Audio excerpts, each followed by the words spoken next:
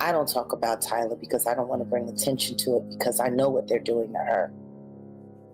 But when you think about the lyrics of that song, Water, and you think about her core fan base, which are girls between the age of 7 and 17.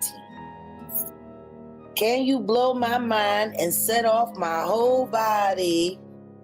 Make me sweat, make me hotter, make me lose my breath, make me water. Why the f would that be coming out of 8-year-olds' mouth? And dancing and gyrating and trying to get a bump, bump, bump. Because that's all those kids that are watching her are doing. That's all they're doing. They're going to imitate everything that she does. Meanwhile, the local pedo who has a kid who are friends with a bunch of girls, 9, 10, 11 years old, inviting the girls over for pizza and to watch a Tyla video. I said no. Yeah. And the reason I said no, they had 6 things they didn't want us to ask. You want to know what those 6 things were? Yeah. They didn't want us to ask about Kai Sinat. The whole "we friends" though thing. Right? Yeah. Like, Okay. They didn't want to ask. They didn't want us to ask about her not being on tour with Chris Brown anymore.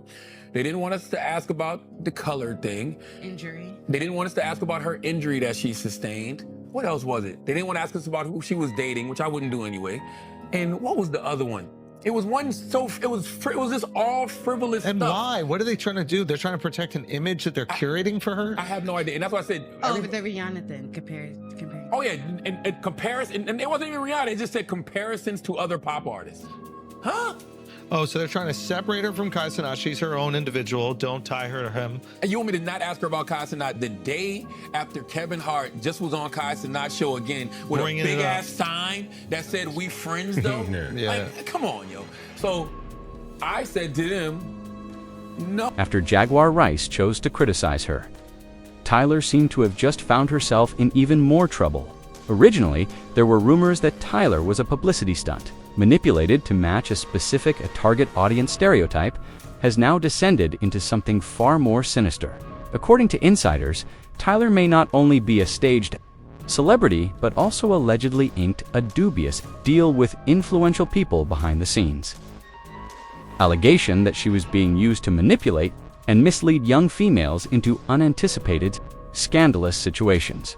Jaguar claims that Tyla's smash hit "It Should Never Have Been So Strongly Promoted to Such a Young Audience with lyrics like "Make me sweat, make me hotter, make me lose my breath, make me water." According to her, the tune is way too explicit for a viewer who is younger than 18. However, the majority of Tyla's fan base, particularly in the US, is made up of just that. You're so young, but you have so many girls that look up to you, inspire to be you. Is that a weird feeling? It is kind of weird because I remember being that person, and I'm still that person for people, but it's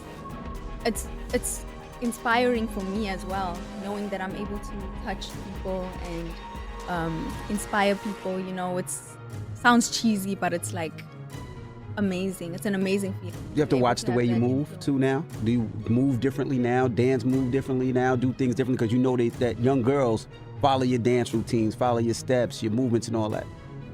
I'm just being myself, you know, with everything. When I perform, when I do anything, I'm just being myself. I'm showing my culture from home, and whoever likes it, whoever doesn't.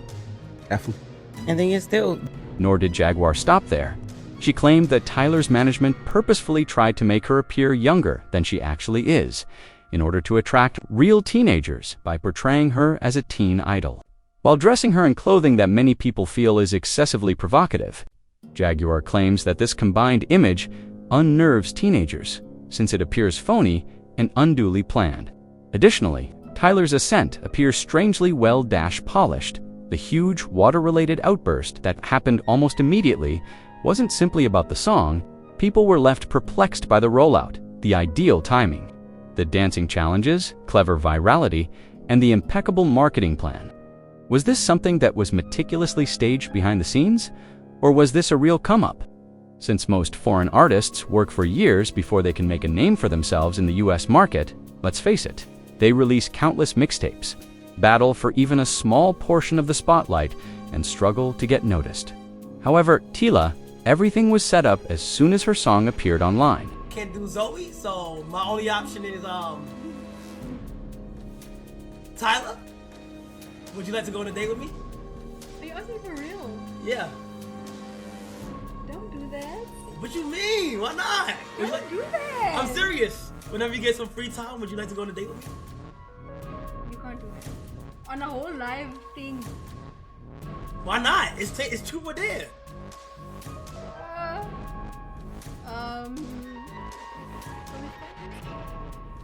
You're right. Yeah, we friends. You're right. The choreography is poised to become viral. The sound is current, and the hook is irresistible. Supporters are left wondering whether this was a natural success or a planned takeover. And let's face it, Tyler's ascent seemed to come at an almost ideal moment. The industry plant conversation really got going at that point. People begin to question if someone's precise movements and flawless execution are the result of skill and luck, or if a well-planned rollout is concealed in obvious. Here's the worst part though. That run of good fortune appears to be coming to an end. For a person whose first LP, the numbers from her most recent EP, We Want a Party, have been surprisingly modest, despite the fact that she erupted in ways that most musicians can only imagine. Let me just say this. Here's the problem. And it's not a Zeke problem. It's not a producer problem. It's a Tyla problem. Thank you. It's her. Let me tell you why. You came to America and you're in the Breakfast Club. The nigga, you got artists that would die to talk to Charlamagne, and you looking at your people because he asked you a question you want to answer. Man, what? It don't work like that in America, baby. All, you can't baby. hide from issues if you black. And what happened was she thought, see, here's what's really happening in America right now. The Africans that are coming here to get money are realizing what's happening is white people in the music industry bought in our African cousins. Yup. Like, since y'all niggas wanna listen, I'm gonna bring in these y'all African cousins because we they don't look respect alike them. to everybody, but they ain't got that sauce. They don't got it. They ain't got that Especially hood. Tyla. And I'm not saying this, but Tyla's also she's also from the same place that Elon Musk is from. Right? So racism and all that shit is huge where she is, but she had a chance to speak on it. And she did. And She did. blew it. And she looked at somebody else like, I don't even want to Like talk I'm a little girl. about it. I'm I hold don't even my want to hand. talk about it.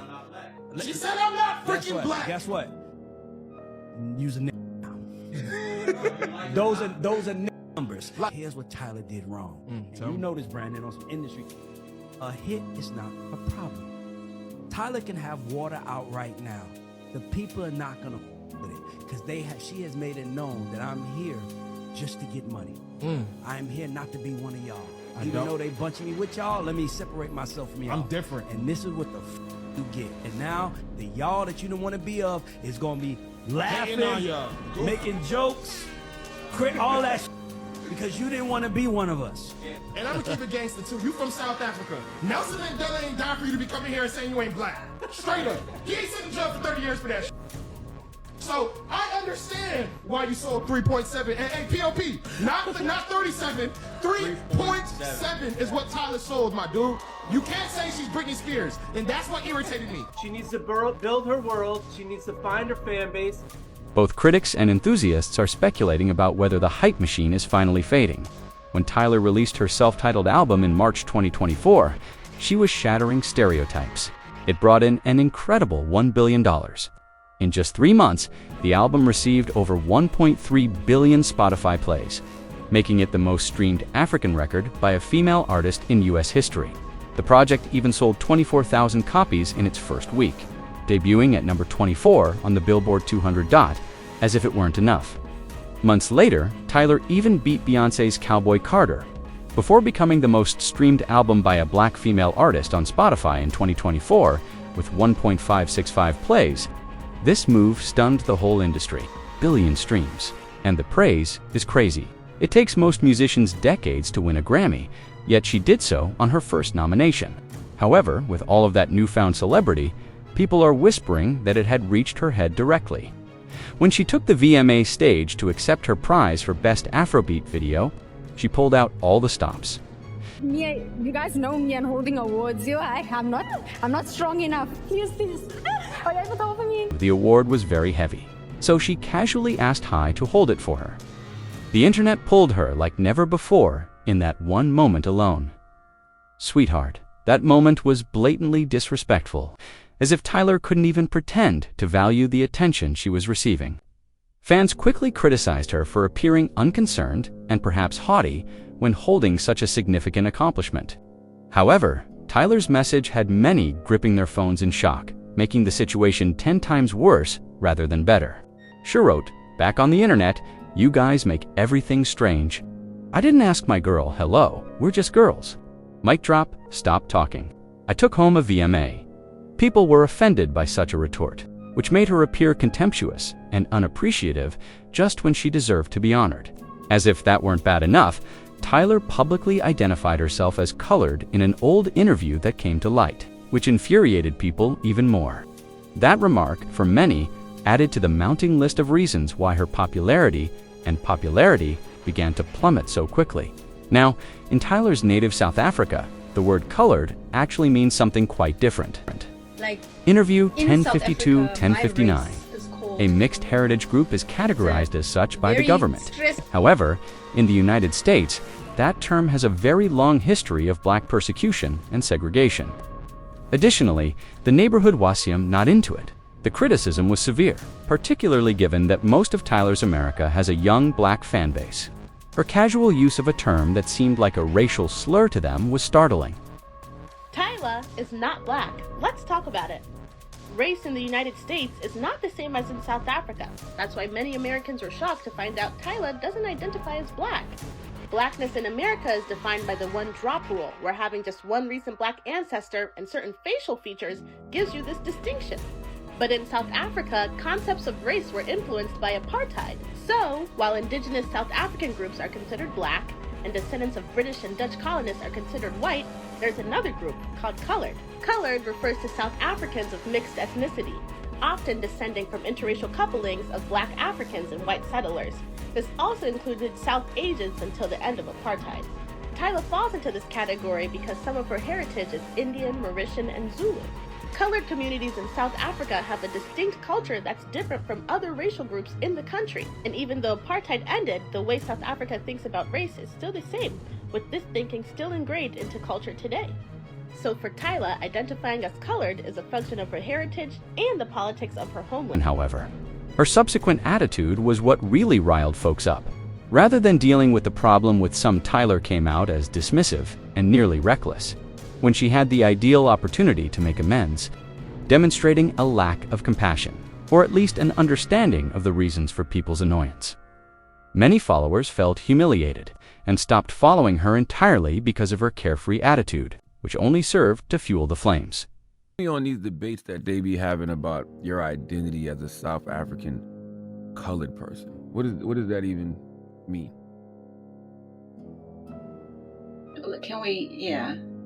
Can we not? Por favor. Oh, I like that. We keeping that in the interview too. I like when they talk from the back and say we can't. I like that. I like that. That's good. That's even better. Next one, please. That's even better. You're stupid, yo. Did you see Kevin Hart? Fans believed Tyler would have her big opportunity to finally make amends when she sat down with Charlemagne on The Breakfast Club. However, she froze and remained silent, leaving everyone in disbelief rather than confronting the matter head-on. Even worse, Tyler didn't respond to Charlemagne's questions about the matter. Say something. Her PR staff immediately jumped in with a no-comment tactic. After she glanced at them, she appeared even more detached and calculating after making that move, as though she were unable to advocate for herself. That was the deal-breaker for many. Tyler wasn't being sincere, and harm had already been done. Tyler's crew even asked Charlemagne to omit that entire section from the interview. However, Charlemagne, who is African American himself, felt degraded that she avoided responsibility on such a delicate matter. He left it in not to protect her. Additionally, the interview went viral on social media after it was broadcast. The extent to which Tyler's crew attempted to control the sit-down was later disclosed by Charlemagne, like a pre-flight safety document of items he couldn't touch. He claimed they arrived with a comprehensive list of off-limits topics. On the list, the viral "Kyson we are friends" moment. Questions concerning the resurrected color remarks and Tyler's unexpected departure from Chris Brown's tours are raised. They didn't even consider her injuries. The limitations did not end there. According to reports, the group insisted that Charlemagne is strictly instructed to avoid being compared to other pop stars. No diva comments, no Rihanna comparisons, nothing of the sort. Charlemagne, however, would not have it. He acknowledged that he vehemently objected to being muzzled, stating that if Tyler wasn't prepared to answer pointed questions, then perhaps the interview, it shouldn't have occurred. Fans instantly sided with him once he was honest, accusing Tyler of hiding behind her team rather than taking a statement on her own. In the end, even Tyler's most devoted South African supporters made matters worse. They hurried online to defend her, claiming that she wasn't incorrect in referring to herself as colored. However, it just served to widen the gulf rather than lessen the criticism, particularly among her American audience, who interpreted the phrase in a very different and distressing way. Jaguar Wright then dove in once more, dousing the flames with gasoline. She reiterated her assertions that Tyla is a plant for the industry, purportedly connected to a covert agreement with influential executives, intended to influence youthful viewers in ways that are quite concerning. Jaguar even likened Tyla's purported participation to that of musicians like Lizzo, Lil Nas X, and Sexy Red, giving the impression that the claim was a part of a larger business plan. In the meantime, supporters began to express their thoughts everywhere. According to others, Tyla has disregarded her largest market, African Americans, and her career in the US won't endure without their backing. Others suggested that if South African fans are so eager to support her, perhaps they ought to be the ones promoting her music globally. Many also acknowledged that they had never been at ease with Tyla's image from the beginning. The way Water was introduced, the fact that she appears younger than her actual age, and the reports that she has been seen with controversial people in the industry. The true question today is, however, what are your thoughts? Is Tyler's American dream collapsing in front of us? Or is this just a series of miscommunications? Please share your ideas in the comments section. Remember to hit the like and subscribe buttons, and keep checking ShadePod because, believe me, the next video will be messier. Right here,